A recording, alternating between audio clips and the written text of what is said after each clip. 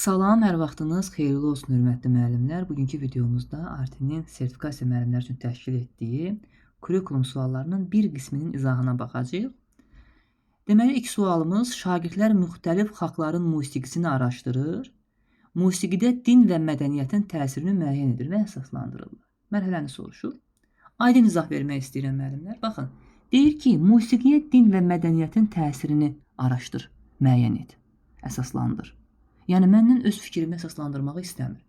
Mən musiqiyə dinin və mədəniyyətin təsirini araşdırmalıyam, müəyyən etməliyəm. Ona görə də bu, təhlil etmə mərhələsidir. Amma öz fikrimi əsaslandırsaydım, bu dəyərləndirmə ola bilərdi. İkinci suala baxaq. Şagirdlər Azərbaycan musiqi janrlarını müqayisə edir və hər birinin xüsusiyyəti haqqında danışır. Yenə mərhələni soruşur. Olmasın musiqi janrı olsun, ismin hallarını müqayisə edir, olsun tarixdəki döyüşləri müqayisə edir, olsun coğrafiyada demək dağları müqayisə edir və s. Sadəcə müqayisə edir. Siz yalnız burada iki mərhələni düşünə bilərdiniz.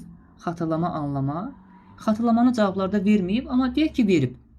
Və mən həmişə qeyd etmişəm ki, xatırlama tənbəl mərhələdir. Burada heç bir iş görmürsən. Yalnız olduğu kimi deyirsən, sadalayırsan, əzbərləyirsən. Bax, bu formalarda biz xatırlama düşünə bilərik. Amma gördüyünüz kimi burada müqayisə edir. Yəni biz anlama mərhələsini götürəcəyik. Gəldi üçüncü sualımıza. Şagirdlərə tapşırılır ki, müəyyən musiqi əsərinə uyğun rəsm kompozisiyası hazırlasınlar. İnteqrasiyanı soruşur. Açıq aydın mənə musiqi ilə rəsmi göstərib deyir ki, sən fənlər arasını seç. Təbii ki, musiqi müəllimləri burada görür ki, heç bir musiqi mövzusu yoxdur ki, burada əlaqələnsin və mən bunu fən daxili götürüm. Və yaxud da ki, fənüstü inteqrasiya yoxdur ki, hər hansı musiqi ilə bağlı mənə həyati bir tapşırıq versin. Yəni, real olaraq onu tətbiq edeyim. Burada yalnız fənlər arası inteqrasiya var, açıq aydın görünür müəllimlər. Musiqi, rəsm. Hər bir fən müəllimində də eyni ilə belə olacaq. Cavabımız D variantı. Sonra, müəllim summativ qiymətləndirmə üçün əvvəlki illərdə istifadə olunmuş test nümunəsini götürür, lakin həmən testdə tədris proqramında nəzərdə tutulan təlim nəticələri ilə uyğunluq yoxdur və yaxud da ki, uyğun gəlmir. Soruşur bizdən qiymətləndirmə prinsipini. İki prinsipimizi əsas bilirik müəllimlər. Biri etibarlılıq prinsipidir. Biri isə uyğunluq və yaxud buna validlik prinsipi deyirlər. Etibarlılıq nədir? Əgər şagirdin sonda topladığı nəticələr, açar məqam nəticədir. Nəticələr üst-üstə düşmürsə, bu etibarlılıq prinsipinin pozulmasıdır. Yox, əgər müəllimin keçdiyi ilə verdiyi test tapşırığı üst-üstə düşmürsə, bu uyğunluq validlik prinsipinin pozulmasıdır. Burada da eyni ilə təlim nəticəsi başqa, yəni müəllimin keçəcəyi başqa, keçdiyi başqa, olan test tapşırığı başqa. Deməli, uyğunluq, validlik prinsipi pozulur. Baxa bilərik, E variantında bu cavab özünü əks etdirir. Sonra gəlirik digər sualımıza. Verilənlərdən biri effektiv müəllim-valideyn münasibətlərinə aiddir. Oxuyaq ilk variantımızı. Müəllim məktəbdə və sinifdə valideynlərin iştirakını təşviq edən pozitiv atmosfer yaradır. Müəllimlər, təşviq həvəsləndirmə deməkdir. Siz də yaxşı bilirsiniz ki, məktəbə sinif valideynləri, ümumiyyətlə valideynlər cəlb olunmalıdır. Onların məktəbə inamı, etibarı artırılmalıdır. Doğru variant. Müəllim valideynləri müntəzəm olaraq sinif fəaliyyətləri, tapşırıqlar və gözləntilər barədə məlumatlandırır. Yəqin ki, heç bir müəllim burada səhvlik görmədi. C variantı.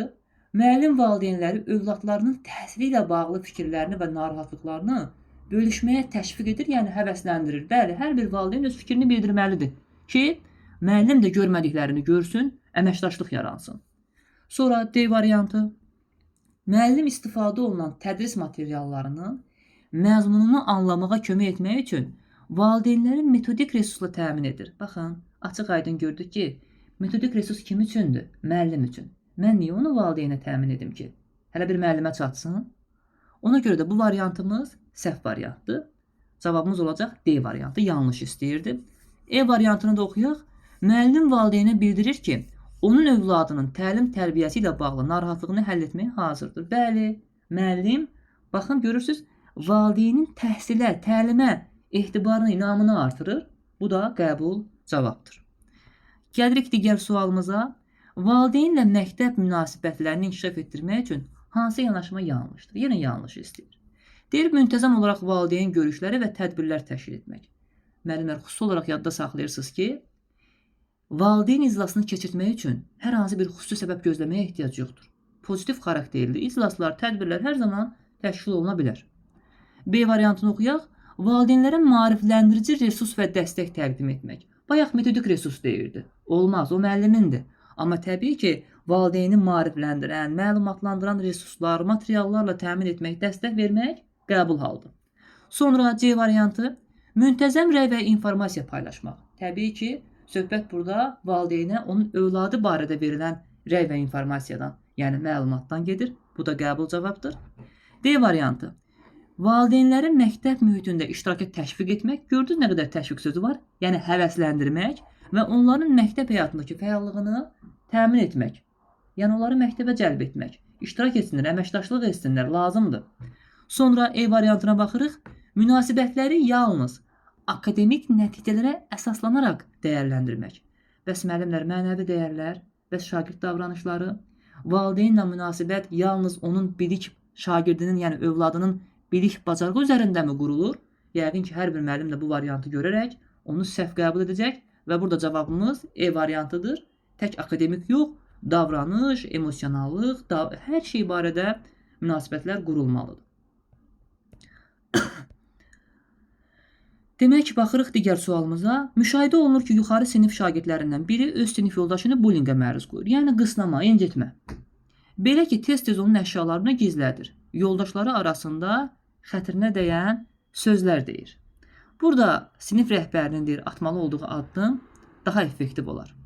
A variantında yazıb ki, məktəb valideynləri, müəllimləri, psixoloqu ilə görüşmək, ümumilikdə məktəbin psixoloji emosional mühitini yaxşılaşdırmaq baxımından addımlar atmaq. Müəllimlər, bu yaxşı bir şeydir. Ümumi həll edirəm. Amma bu problemdə məktəb valideynlərini, müəllimlərini çağırmaq onu orada effektiv həll etmir. Bizə bu problemin həllini istəyir. Ona görə A doğru deyil. Bura bütün məktəb valideynlərini yığmaq lazım deyil. Gəlirik digər varianta. Həmin sinifdə dərs deyən müəllim, valideyn və şagirdlərlə görüşmək və bu prosesin nə üçün baş verirlə maraqlanmaq. Bunu qabartmaq olmaz. Yəni, ümumiyyətlə bullyingi həll edərkən sinifdəki, məktəbdəki bullying hadisəsini aşkara çıxartmaq olmaz. Çünki bullying edənin özü bullyingə məruz qala bilər. Mən niyə şagirdlərlə bunu maraqlanım? Bunu həll etməliyəm, amma gizlində. Ona görə B variantı doğru variant deyil. C-yə baxırıq.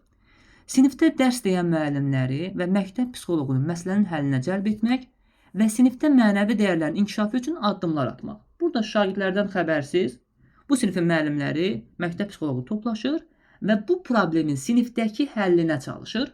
Ən aktual, ən doğru cavabımız olacaq C variantı. Baxırıq D variantına. Bullyingə məruz qalan şagirdlə görüşüb onu güclü olmağı tapşırmaq. Yəni, şagirdləri qarşı-qarşı qoymaq və yaxud da güclü ol, döz, bitəcək deməkdir də bu. Yəqin ki, doğru deyil. Sonra digər variantımız bullying edən şagirdi çağırıb danlamaq. Təbii ki, bu da onu daha da hissləndirər və məsələnin həlli deyil. Danlamaq, cəzalandırmaq. Birinci, onun arxasında duran səbəblər müəyyənləşməlidir. Belə müəllimlər, növbəti testlərin izahını isə növbəti videolarda paylaşacağım.